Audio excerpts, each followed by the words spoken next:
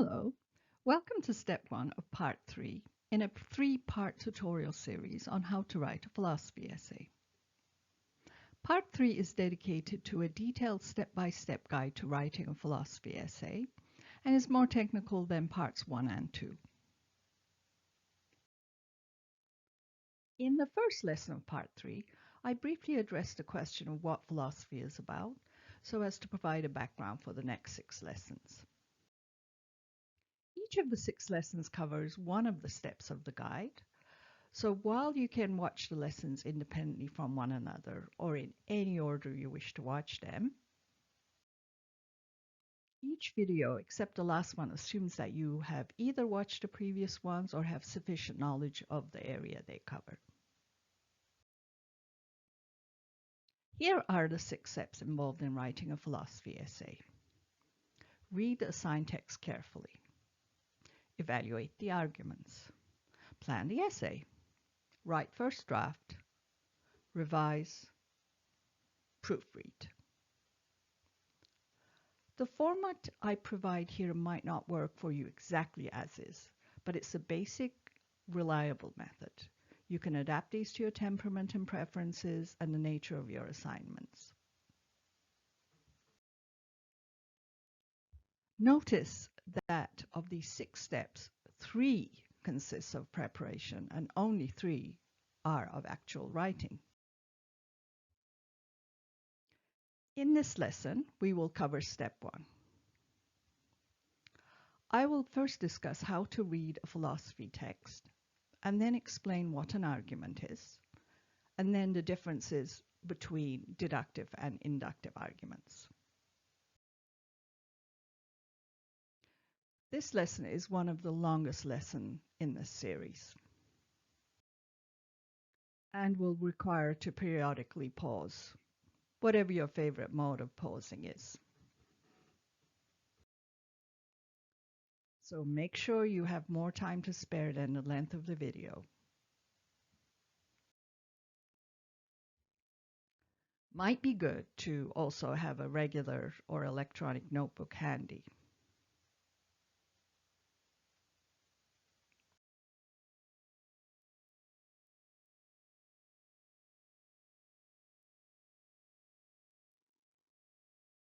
Reading philosophy effectively is a matter of practice.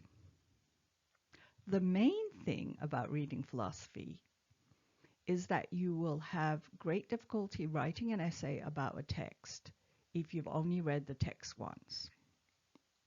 So aim for reading it at least twice.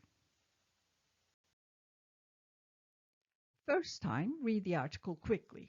By quickly, I don't mean rush it. What I mean is don't stop to take notes or write down questions.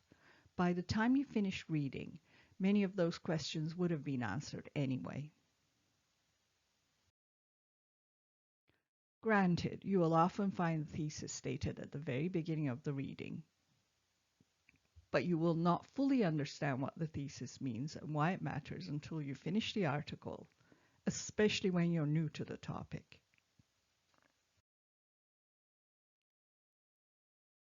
Also, in works from previous centuries, you will often not find a thesis stated in the introduction. And sometimes it is there, but it's implied, not stated. Let me give an example from daily life to show what implied means. Imagine saying this to a friend who visited you. You've made 2 clear assertions. Thank you for coming to visit me. I have to get up early tomorrow, so I have to go to bed now. There's something that is not said, but as good as said here. What is it?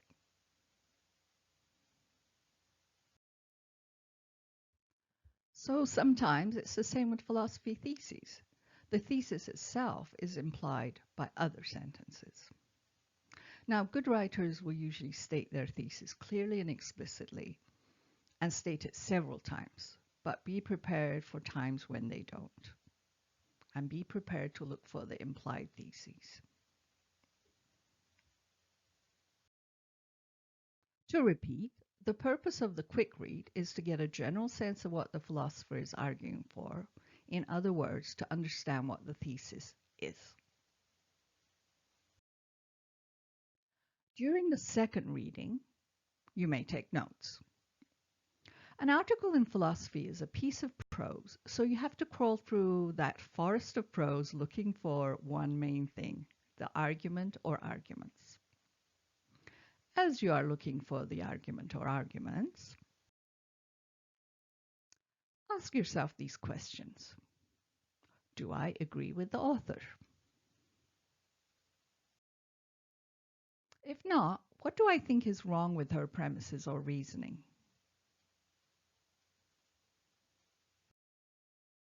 Does she appeal to some premise which I think is false?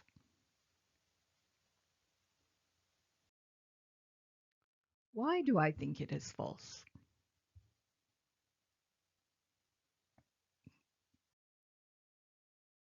Is there some assumption which the author does not make explicit, an assumption that I think is false? Does her argument beg the question? These are the standard questions of philosophy, the questions that have not changed since philosophy came into being. Let's pause for a minute for a sidebar. Are you confused about what begging the question means? It's not clear at all, is it? Then I suggest that every time you come across that, replace it with circular reasoning, which is much clearer. Circular reasoning means that the claim and the reason for the claim is the same. So that means no reason for the claim has been given. To make sense of the term, begging the question, you can also think of it this way. If the claim and the reason is the same, then the question and the answer is the same. Since the text has not given an answer to the question, it is in a sense begging me to ask the question again. In circular reasoning, while the claim and the reason given for the claim is the same, the wording is usually different, so sometimes it is hard to spot. Here's an example. Claim, people are stupid. Reason, human beings are not smart. As you can see, the claim that people are stupid and the reason given for it that human beings are not smart is the same claim. So you have a right to ask, but why are people stupid? You have still not given me a reason to believe that statement. You have just repeated yourself. Most examples of circular reasoning in a philosophy text are hidden behind wording so clever that even the author herself might not be aware of the circular reasoning involved. Because of that, but more important, because of the other questions you have to keep in mind while you read an assigned text, you must read it carefully and stop and reread it if you don't understand a statement. If you still don't understand, keep reading because you might find the clues that will help you understand as the text progresses. Now you might feel overwhelmed by all of these questions you have to ask when reading a philosophy text. But it is less complicated, and the more you read, the more you will understand what questions need to be asked and asked when, and you will become good at finding the thesis. And let me assure you that most likely at least one of the arguments that is involved in your assignment will have been evaluated during the lecture or perhaps in your tutorials. You won't be doing the evaluation from scratch. One of the things you might be doing in the classroom or tutorial sessions is looking for implied premises, or as we may also call them, assumptions. But if that does not happen, you must do it yourself. Earlier I said that sometimes a thesis is not clearly stated in your reading assignment, but rather implied, and that you must uncover it by reading carefully. It's the same with premises. I want to stress this because while a philosopher may be very careful with the premises he uses, sometimes he might not be aware of hidden premises or assumptions that undermine his position. And it is your job to try to make sure you don't miss them. Ideally, you ought to read a philosophy text 3 times, at least. The only compromise during the third or fourth time might be to read only the relevant parts of the assigned text. Having read it twice, you should now know what parts are most relevant. Keep in mind that in many undergraduate essay assignments, you are given only a segment of a longer piece. Another compromise is to do the third reading before you revise your essay. You'll almost always want to do that. I'll remind you later and tell you why during the video for step 5. Now you might still be wondering how on earth you're going to find not only the thesis of the text, but also the mysterious argument or arguments embedded in the text.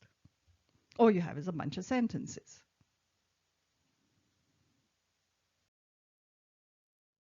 So let's start from the beginning. What is an argument? It's not a verbal fight or a disagreement. It's not a fight of words, a verbal tangling of horns. But neither is it, it's not a disagreement, a mere disagreement either. This is what an argument looks like. An argument will have 2 or more reasons and a conclusion. That conclusion logically follows from those reasons. The technical term for reason is premise. A premise is also called an assumption, as I mentioned earlier. In written text, the conclusion of the argument is also known as a thesis, claim, theory, proposition, idea, hypothesis, and so on. I will usually stick with the terms conclusion or thesis, but will also occasionally use some of the others so you can get used to them all. In order not to get confused when reading an assignment, bear in mind that the conclusion of an argument, that is, the thesis, can become a premise for another thesis. I'll return to that at the end of this lesson. So, to say you are looking for an argument is to say that you're looking for a conclusion and the premises that support that conclusion. A premise is a sentence, but usually it is hidden in a longer sentence or series of sentences. It is your job to discover and simplify it. But let's start with one that's not hidden, a somewhat familiar one. Here's an argument. So what's the writer's conclusion or thesis here?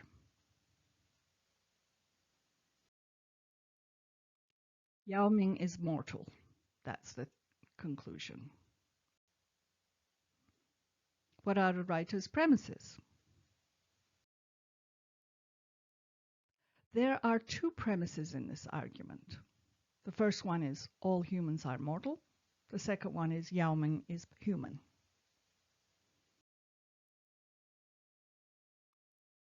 Here, again, premise 1, all humans are mortal. Premise 2, Yao Ming is human. Conclusion, Yao Ming is mortal. To signal that a sentence is a conclusion, it is typical to use therefore or similar terminology, such as so or in conclusion, before writing the conclusion. More on that later. Now I want to tell you what kind of argument this is. There are broadly 3 basic types of arguments: deductive, inductive, and abductive, in order of the certainty they provide. This argument is a deductive one. Why? Because there's no doubt about the conclusion. So deductive arguments are arguments that give us complete certainty. Here comes a different type of argument.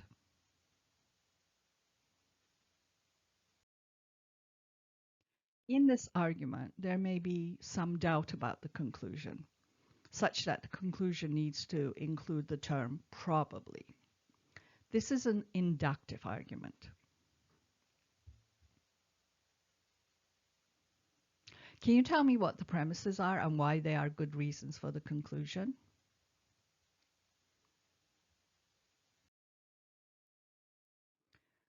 Here they are. Aisha is a university student. Most university students are older than 18. Those are the premises. In an inductive argument, the conclusion is probably true, not absolutely true. So the conclusion of this argument is, therefore Aisha is probably older than 18. I will soon say more about the difference between deductive and inductive arguments. In this tutorial, we will not look at abductive arguments. For now, I can say that they are the weakest form of argument, but very common in speculative sciences. As I mentioned earlier, premises are often not as clearly stated as you saw in the previous block of sentences. Sometimes they're hidden in longer sentences and sometimes in several sentences spread out within a paragraph.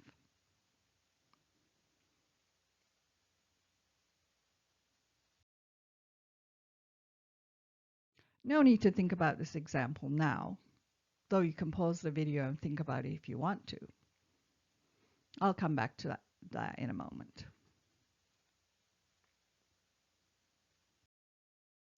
It is not uncommon to provide the premises and conclusion, that is the entire argument, in one sentence, as you see here. Just as important, premises do not always precede the conclusion, whether each premise is a separate sentence or is part of a single sentence. As you can see in the second example. Notice how the conclusion comes before the premise?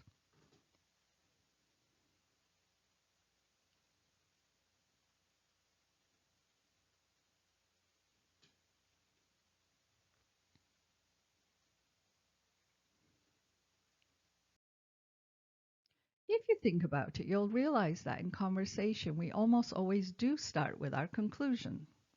That is our claim, and then follow with our reasons. That is our premises. This is also common in writing. A typical argument in an assignment will look like this, the slide I flashed earlier.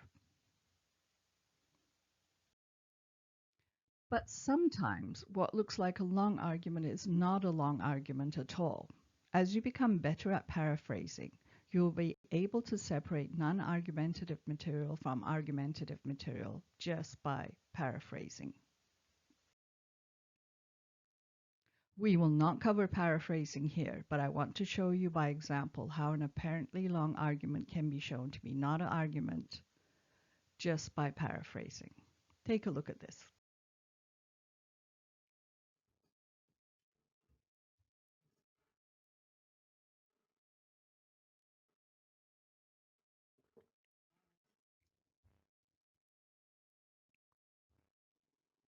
Can you even tell what's being said here? What is the argument? Well, here's a paraphrase of this passage.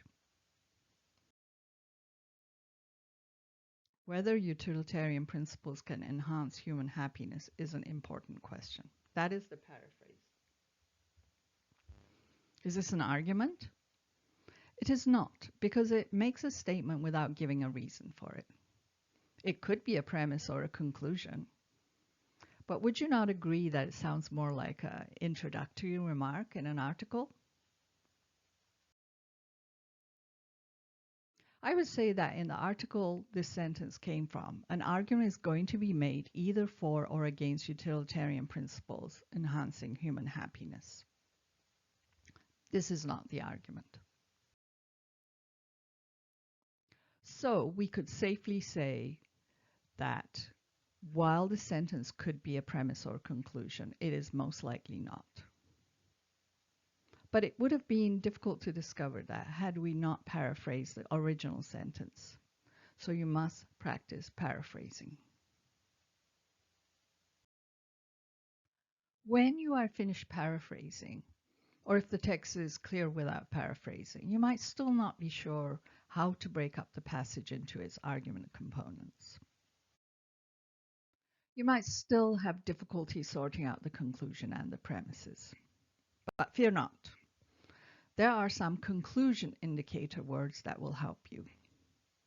You might recall that I hinted at these earlier. The first, therefore, is an obvious one because that is the formal term for presenting a conclusion. But all of these serve the same function as well.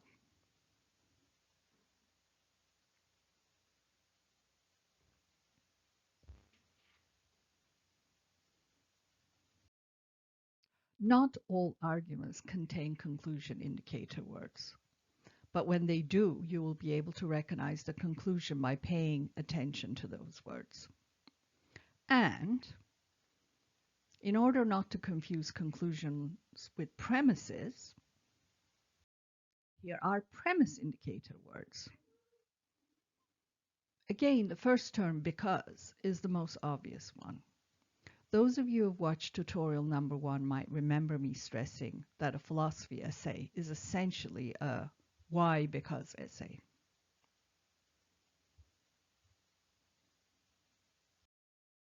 All the other terms serve the same purpose.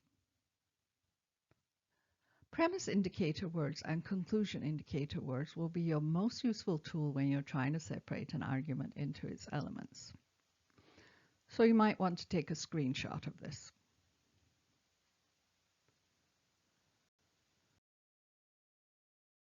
You can also find similar lists online or in philosophy writing handbooks.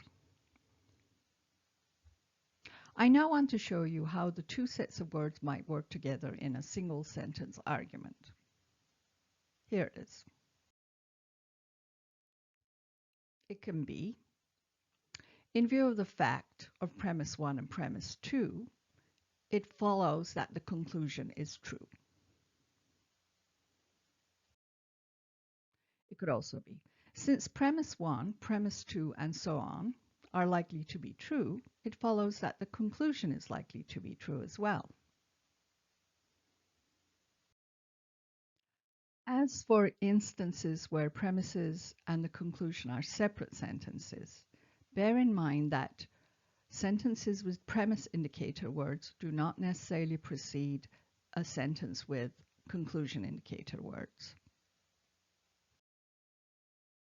The order of those two types of sentences is a matter of writing style or other limitations. The difficult case, as I just mentioned, is when the premise or conclusion indicator words are not there. Returning to an earlier example, we notice that there are no premise or conclusion indicator words. But if you could insert them without changing the meaning of the sentence, bingo, you found what you're looking for.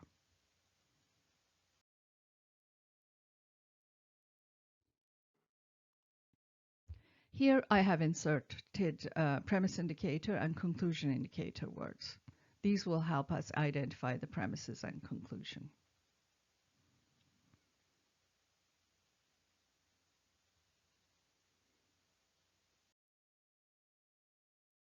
Now we are able to write the argument formally. Since Aisha is a university student, and in view of the fact that most university students are older than 18, it follows that Aisha is probably over 18. And here it is.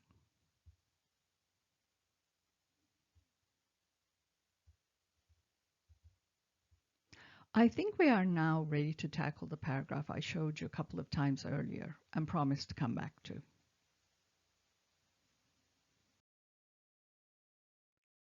Pause the tutorial if you want to discover the conclusion of this argument yourself. You will have to do some paraphrasing to make it work. Ready? The conclusion in this paragraph is hidden in the first sentence. Let's spell that out by paraphrasing.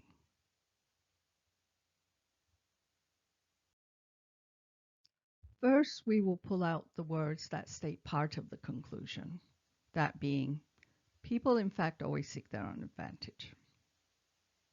And then add whatever no one observes, can pretend means. It means it's not true that. It means it is not the case. It means it is the opposite of whatever is stated. So the conclusion becomes, people do not in fact always seek their own advantage. Now let's put the conclusion in its formal position, the end.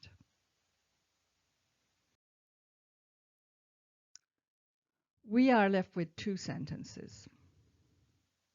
We'll add premise indicator words to see if both of these sentences are premises. That's one way of testing it. Here's one.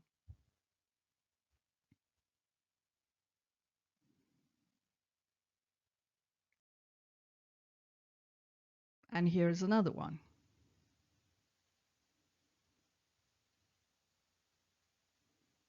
Let's tidy this up for punctuation and grammar. And we see that the two sentences are indeed premises for the conclusion. We're ready now to place these into argument form so we can see how nicely the argument works.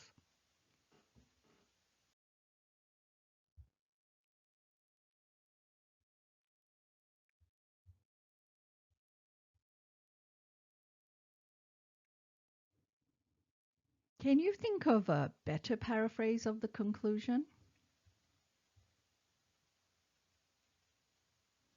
How about people aren't always selfish? I think that's a good one. In other words, we have just extracted an argument for the thesis that people are not always selfish from this original passage. And it also turns out that all of its sentences were part of the argument.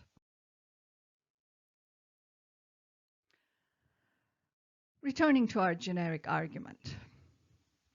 This is a simplification. In reality, often one or more of those premises will also need arguments to support them. We're going to go a bit deeper here. If you find this is too much for you, you can skip to the next lesson and come back here after you have more practice writing.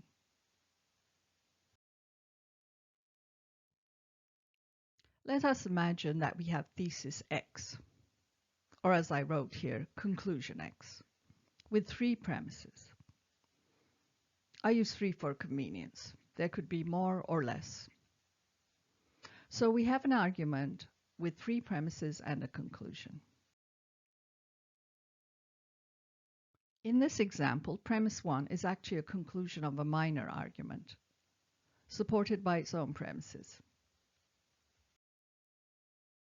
Those are premise A and premise B. Premise 2 is also a conclusion of another minor argument, supported by its own premises. Premise C, premise D, and premise E.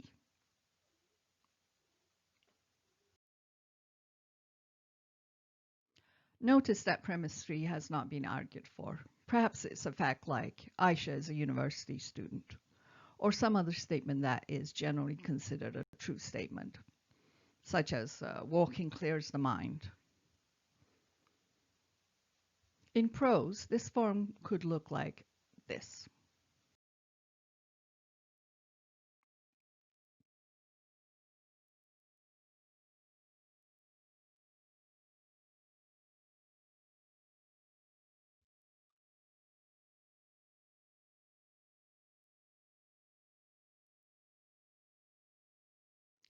Don't let this intimidate you.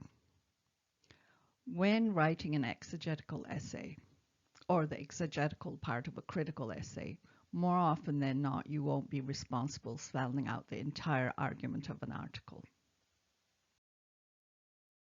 Still, even if you had to, what is true of the simple case is true of the complicated case. All you have to do is break the argument into its component premises.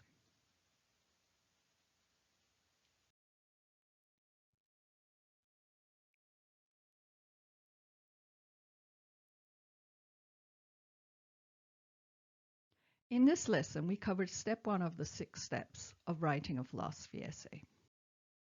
The purpose of step 1 was to help identify the argument or arguments in the text.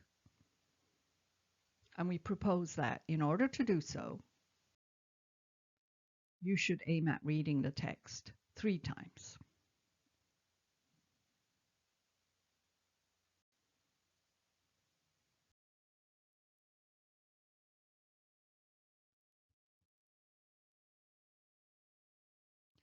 In order for you to identify the argument or arguments in your assigned text, it is important that you understand what an argument is and what the parts of an argument are.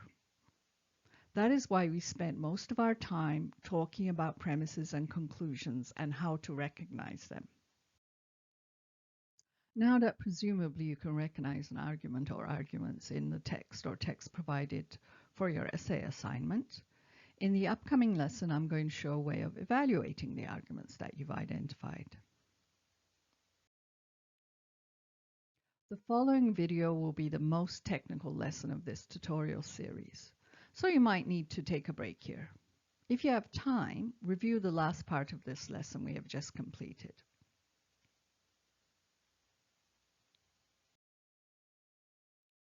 The next 5 videos each cover one of the other 5 steps in the philosophy essay writing process.